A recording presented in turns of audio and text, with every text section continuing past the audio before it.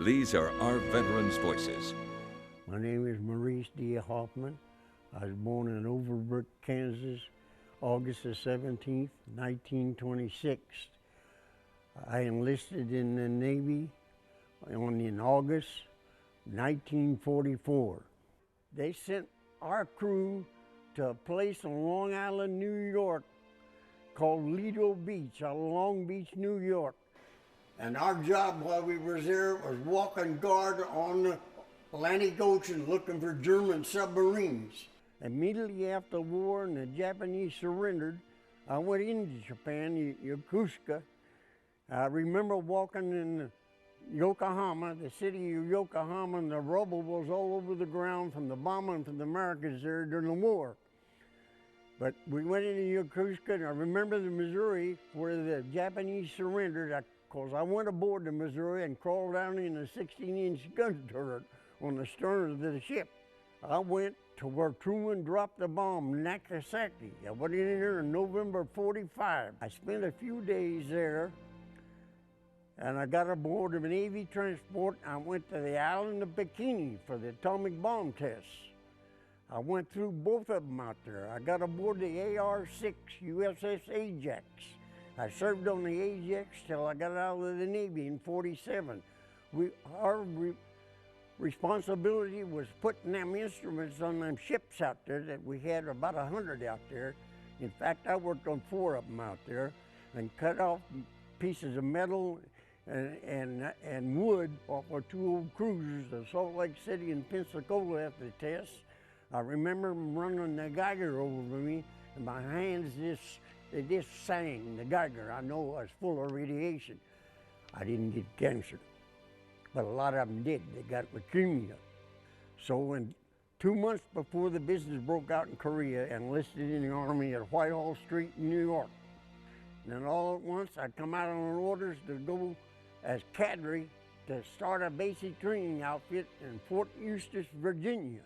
I was sent down in 1950 to Fort Eustis, Virginia, to start giving basic training. 9 cycles of men I helped put through basic training down there. I put some famous people through basic training, you won't believe it. Sandy Saddler, the boxer, Willie Mays, the baseball player, Vernon Lowe, who pitched for the Pittsburgh Pirates. I put them through their basic training.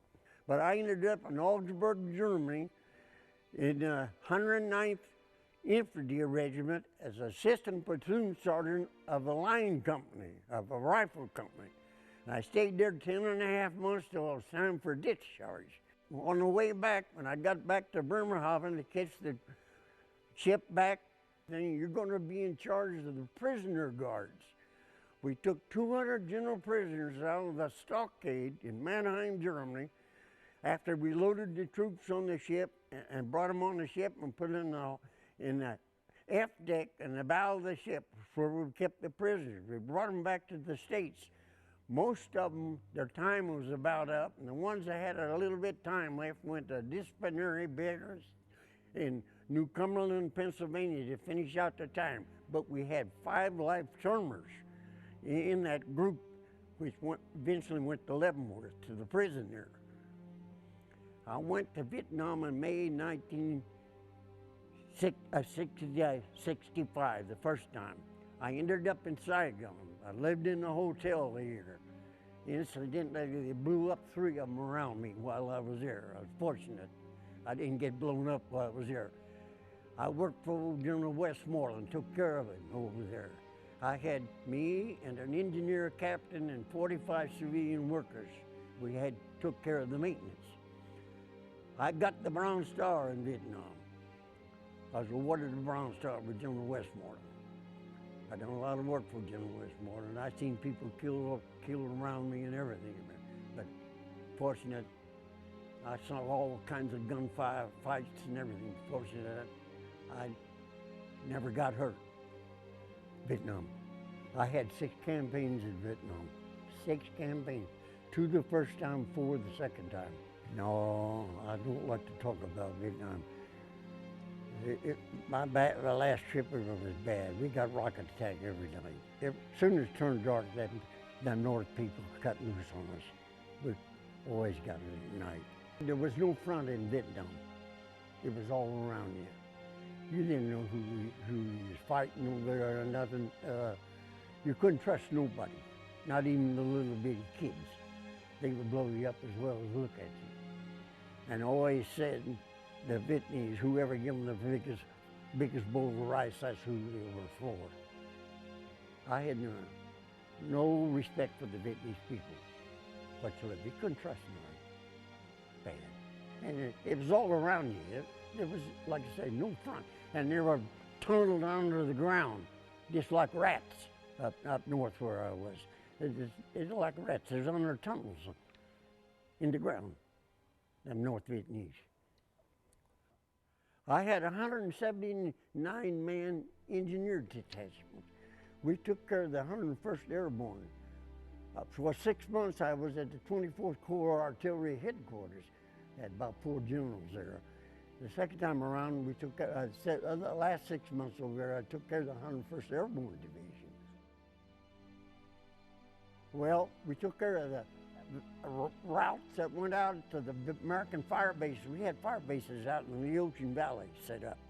Fire bases, what we call fire bases, set up. We took care of the roads going out to them and made sure they clear of mines and everything so the convoys could go out to them and everything. And of course, the Vietnamese out in front of you. I said, as soon as it turned dark, there they were. They were right out in front of you, shooting at you. Yeah, the Vietnamese shooting at you. Shooting at you. There was no front. But fortunately, I had nobody killed because the first thing I went into, the CBs had been there and built our hooches that we lived in and everything. I built bunkers. I had bulldozers and everything. I built bunkers and reinforced them whenever I had to place my men when we were getting rocket attacks.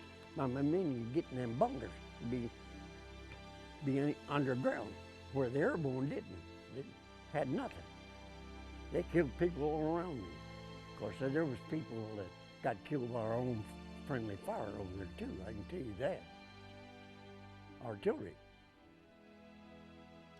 But you didn't have time to get scared because you just didn't have time. But like I say, I still that way. I sleep with one eye open. That's the way it was over there. Slept with one eye open.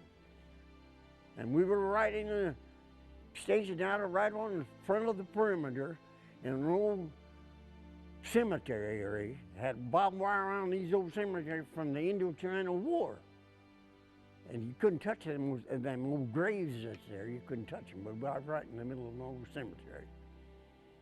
I got the Commendation Medal in Vietnam too, and go around. But I had quite a career.